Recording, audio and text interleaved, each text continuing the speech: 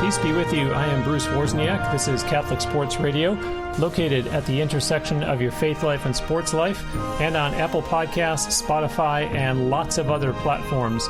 Thanks so much for joining me for this and hopefully many other episodes. The show website is catholicsportsradio.net. You can listen there, but there are also links there to hear the show on all kinds of podcast listening apps. And there are links on the website to Catholic Sports Radio on Facebook, Twitter, and Instagram. You can send comments through the website, plus there is also a Facebook group called Catholic Sports Radio Community. There are listeners of this show in that group, as well as some former guests. There is a button for that, too, on catholicsportsradio.net. Please help me spread the word about this show and tell others who would enjoy and benefit from listening about Catholic Sports Radio. Now on to my ministry moment for this episode. This is it. This is the milestone 100th episode of Catholic Sports Radio.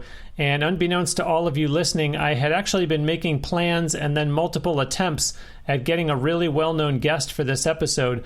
I was going after someone who is a celebrity, a name known to most, and I got real caught up in the pageantry of having someone famous as the guest for episode 100, and shame on me for that. Thankfully, the Lord saw it fit to keep me on the course that He has obviously set out for Catholic Sports Radio, in that while, yes, there will, I know, be big names on this show, it's that very distraction that we have to not be tempted by. We must keep our eyes on Christ, especially during this Christmas season. Fame will come and go, but the one constant in our lives will always be our Heavenly Father and His unwavering love for us each and every day, no matter who we are or what we do for a living. This is a great time for me to repeat one of the pillars of Catholic Sports Radio, which is that we can appreciate and admire the talents of those that we watch on TV, but we cannot and should not worship them. We worship God and God alone. Moving on now with this week's episode, my guest is the head football coach at Perquimans County High School in North Carolina.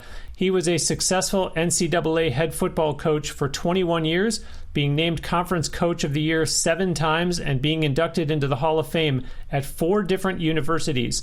As a student athlete, he was the MVP of the Northern Michigan University National Championship team, which was the first team in any sport to ever go from a 0-10 one-loss record to national champions the next year.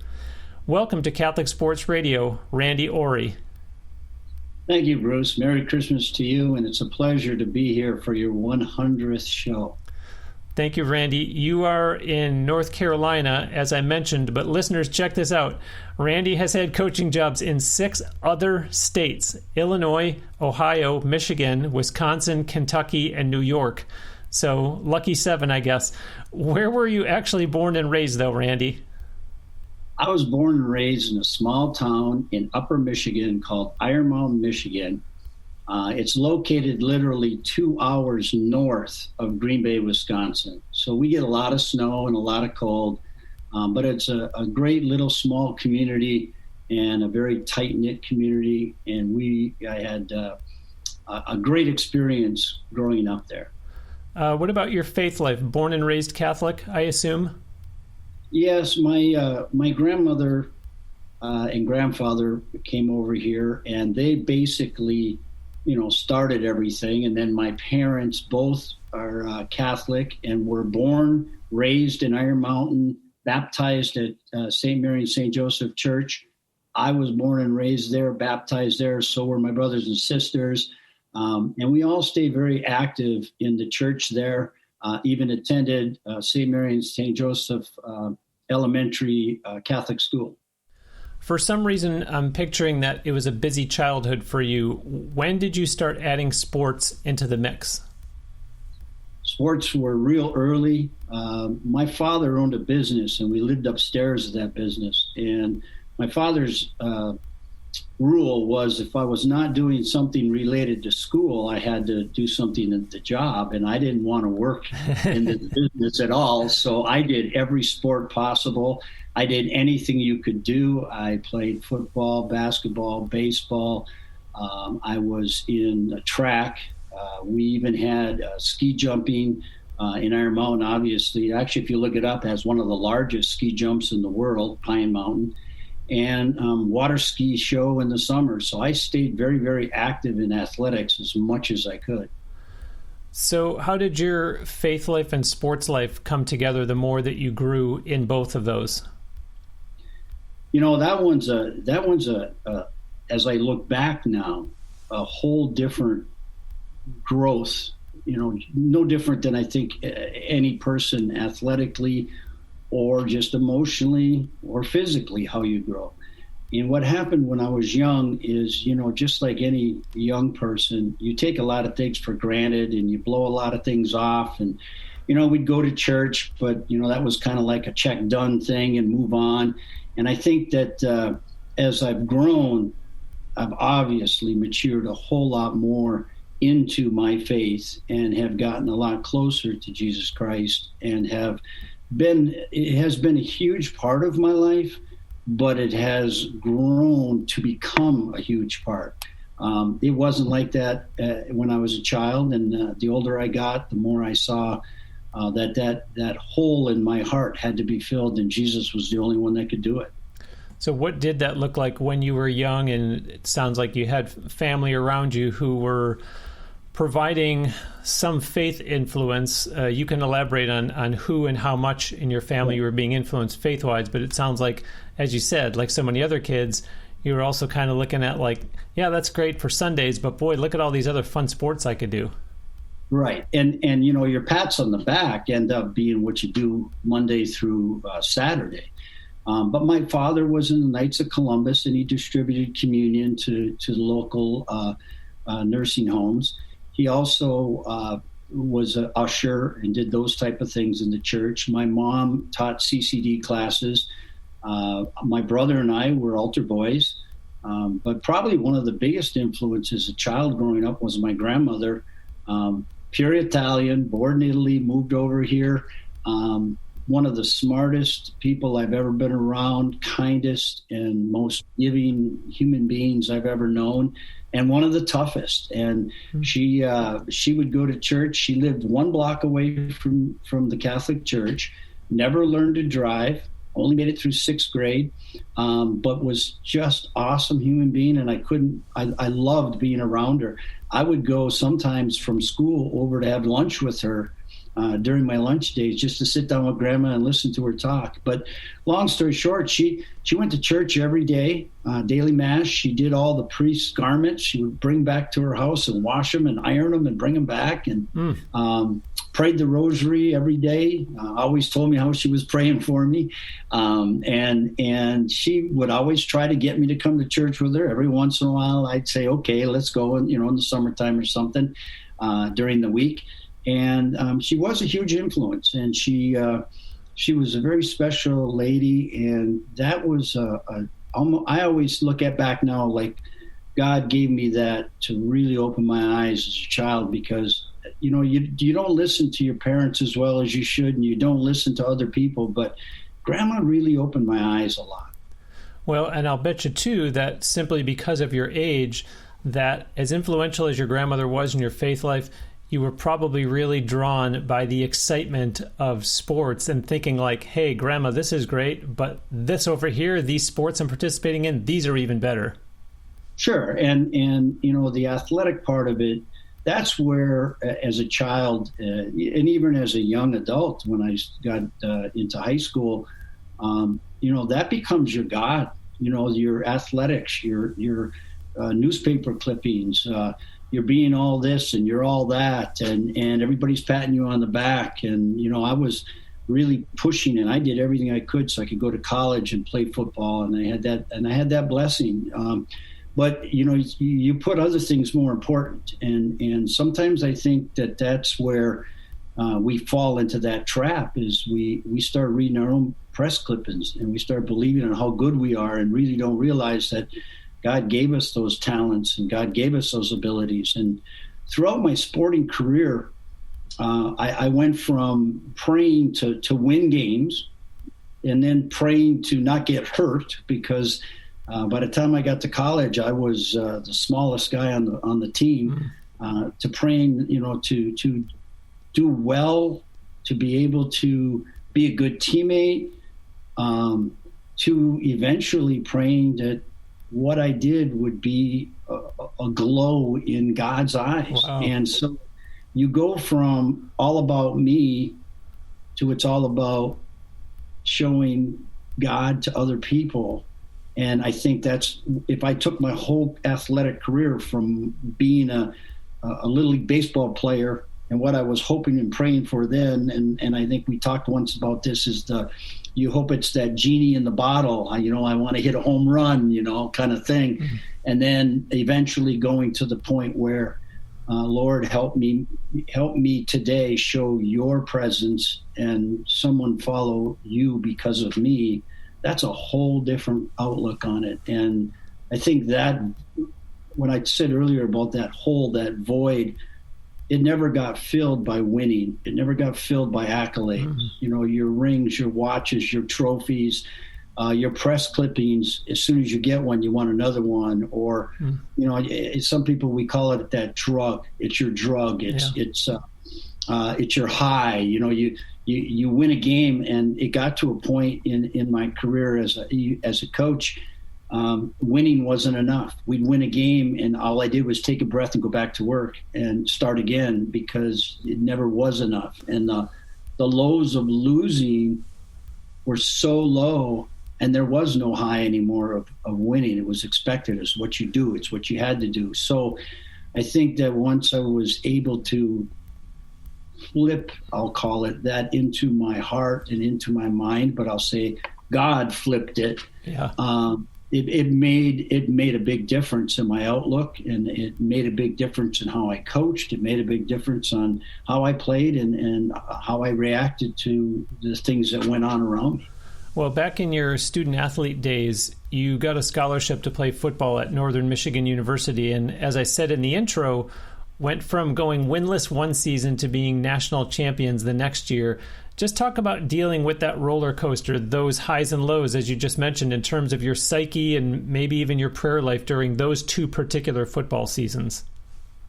Well, the first season, not winning a game. Let's start with this. As an athlete, not winning the national championship, that wasn't the highlight.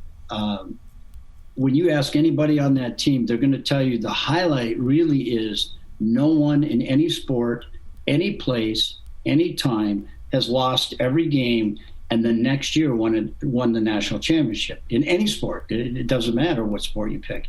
So it is an accomplishment that only someone might tie someday, but nobody's ever been able to do it. So that is kind of a neat accolade to have, But more importantly, I think what it was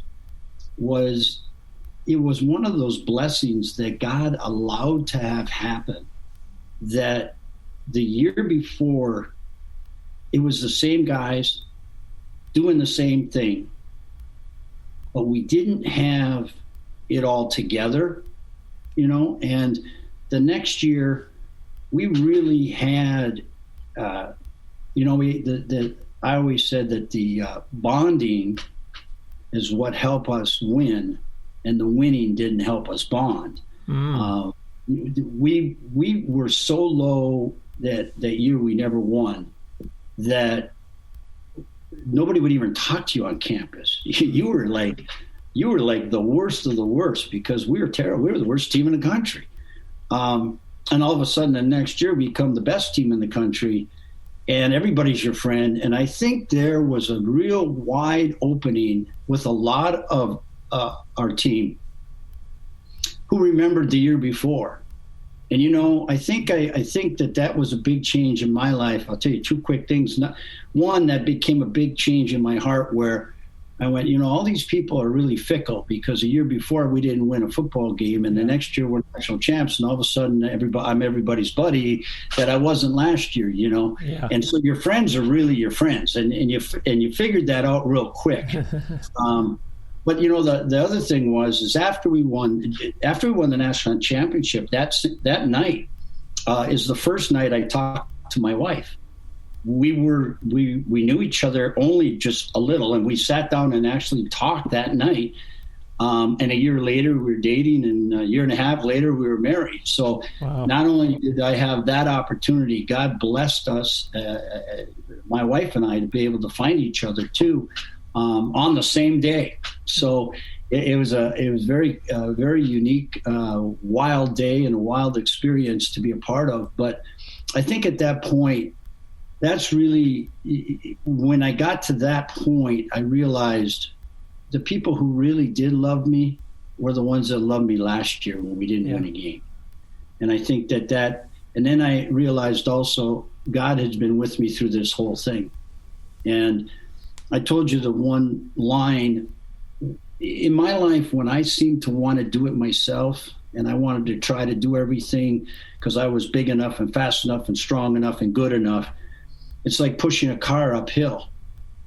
And when I would let God drive and I'd let God do the work, it's like pushing it downhill. Mm-hmm. And that has really been the flow of my life. I thank him so much and so many times for the blessings he has given us. My wife and I have been married for 43 years, and I got a beautiful family.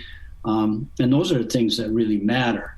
But it took me a while of walking on the path and sometimes going off and getting back on and going off and getting back on for me to realize what really was important. And I really am blessed that he allowed me to see both ends of that spectrum.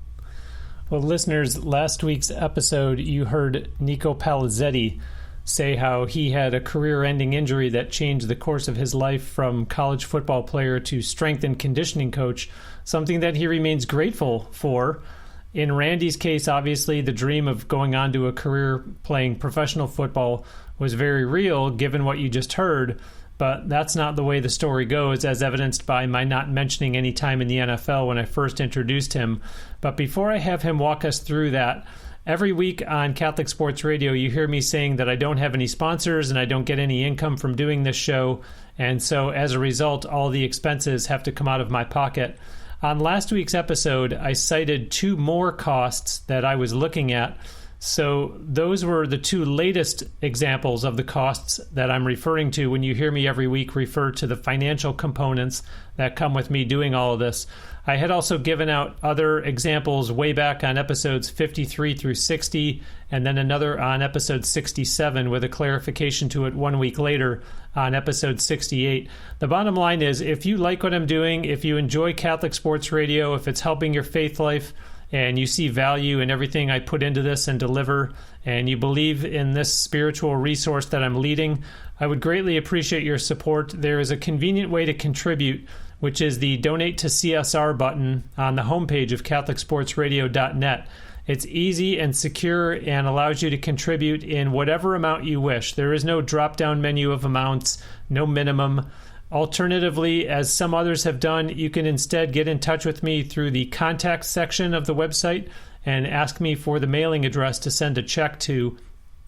Regardless of which method you use, I do truly appreciate everyone who contributes, and I will even happily say your name on Catholic Sports Radio, as you heard me do as recently as episodes 98 and 97, or give you a public thanks via social media, or, of course, you can choose to keep it anonymous, as some have opted for.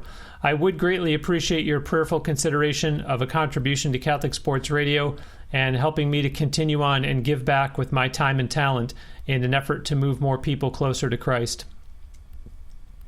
Now, Randy, go ahead and share with the audience what I was starting to allude to about your plans to go on to play professional football versus what you started to say actually did happen for you. Well, as I had said, my wife and I had met in college and got married, and we had the opportunity. I was not, and now at my age, it's easier to admit, but I wasn't good enough to make it in the NFL, and I thought I was, and I thought that'd be my career, and I thought that's what I'd be doing with the rest of my life. But that God had a different plan, and He had a much better plan, and He always does. And I had the opportunity to work as a graduate assistant coach and get a master's degree. Wow. My wife is a very smart young lady, not because she married me, she's a very smart young lady. And she got a master's degree also through the Health and Physical Education Department. So we went back to school together, working on our master's degree. And I thought, well, we'll give this coaching thing a try. And then my daughter Jennifer was born. And right at that same time, I got my first opportunity to be a college football coach. And Connie and I said, well, let's give this a try. Let's see how it goes. And I was working at Michigan Tech University, which is in the upper part of Michigan. For those of you that don't know where that is, they get 300 inches of snow a year. Whoa. Yeah. Look it up. It's crazy. But one of the best engineering schools in the country, Division II football program. And I had an opportunity to work there as their head track coach and assistant in football. And then I was able to move around at a couple different places. And as our family grew, as my opportunities grew, I went from an assistant coach to a coordinator, from a coordinator to a head coach.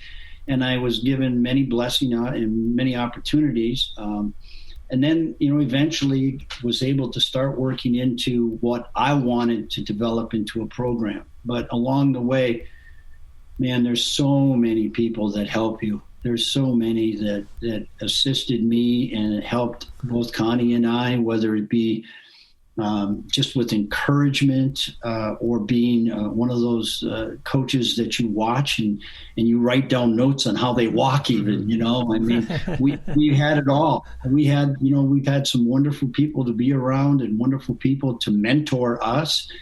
And as we got older, we hope that we're able to do the same for others. Yeah, I wanted to mention that you say that as an assistant coach, you had the opportunity to work with many Christian men and saw how they handled their families as well as their coaching duties, and that as a result, when you became a head coach, it was an opportunity to make a difference in young men's lives and incorporate the message of Jesus Christ to them at the same time they were playing football. I'd just love to hear you talk about that a little bit more.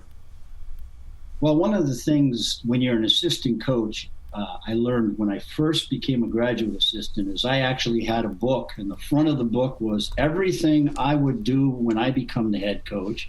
And in the back of the book is everything I would not do when I become the head coach. And you start putting notes in there all the time because when you become a head coach, you can open it up and start looking at it.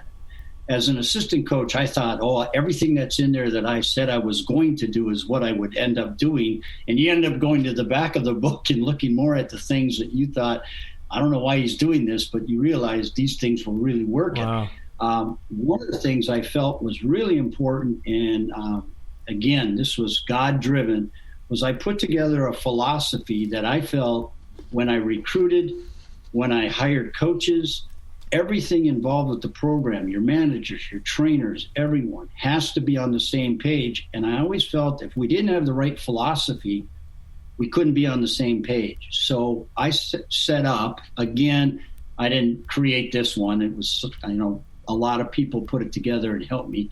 But basically we said your priorities are going to be with your faith, your family, your education, your football team, then yourself.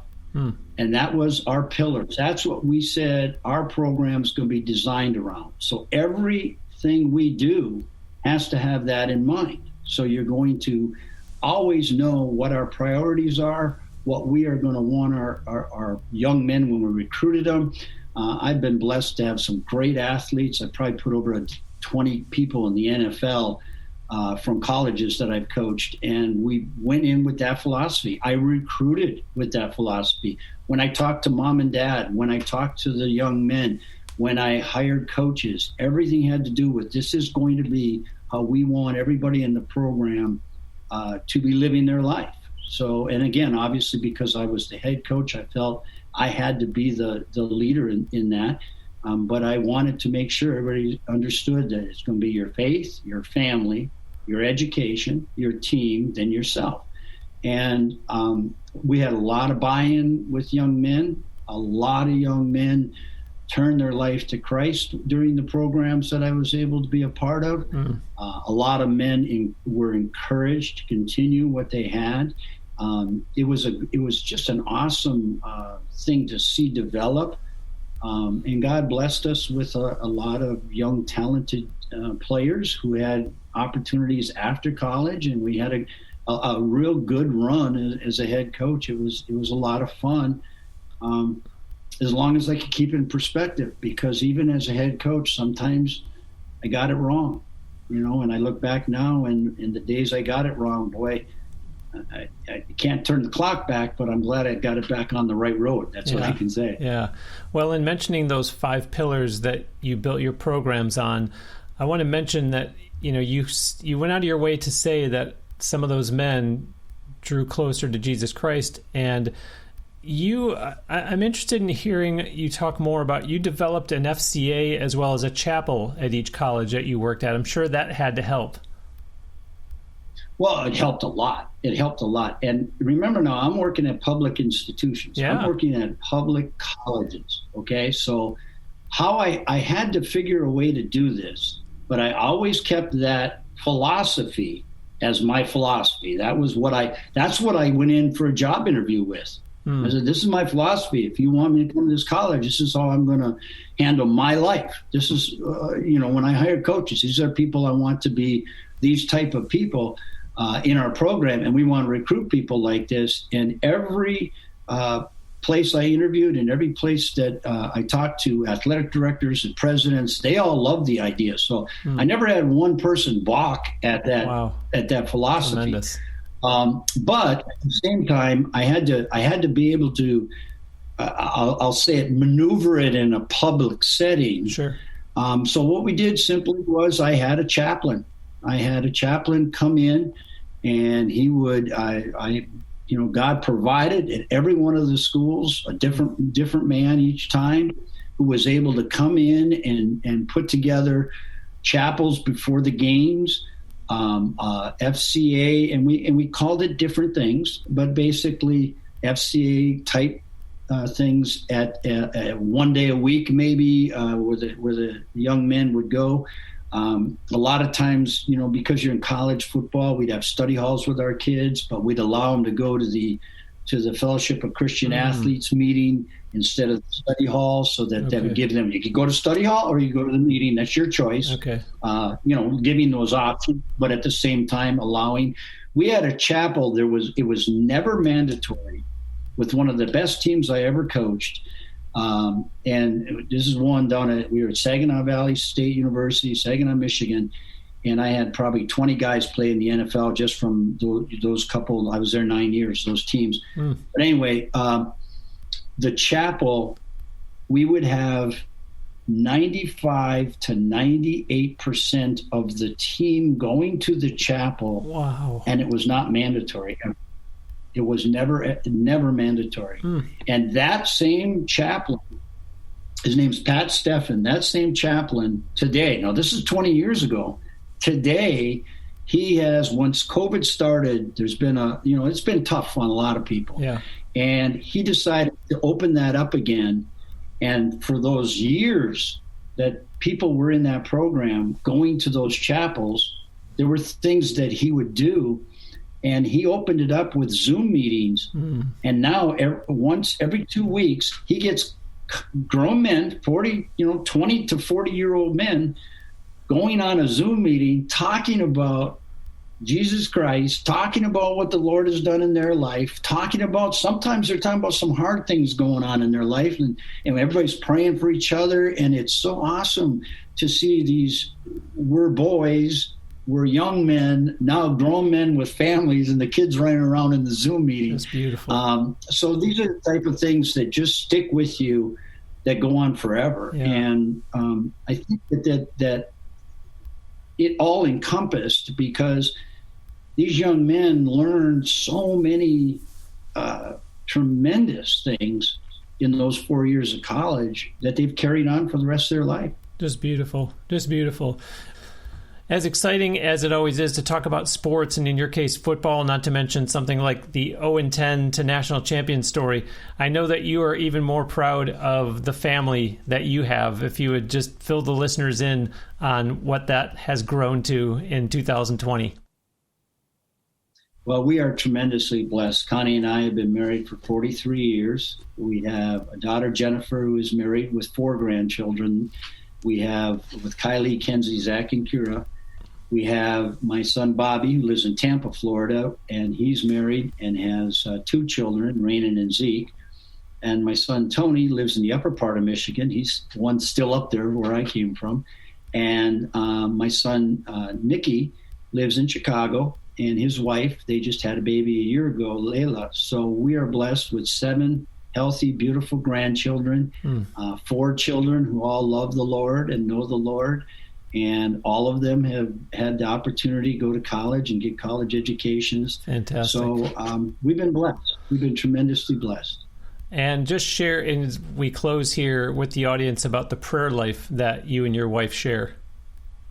About 15 years ago, Connie and I went to a local priest, put on this couples seminar, talked about praying together, and then we later talked about it. And it's something that we've been doing pretty much every day. Somehow we connect. Even when I was out recruiting, I would call her and we do our prayers, and we have a prayer book where we will enter people's names that are going through something that we want to specifically pray for.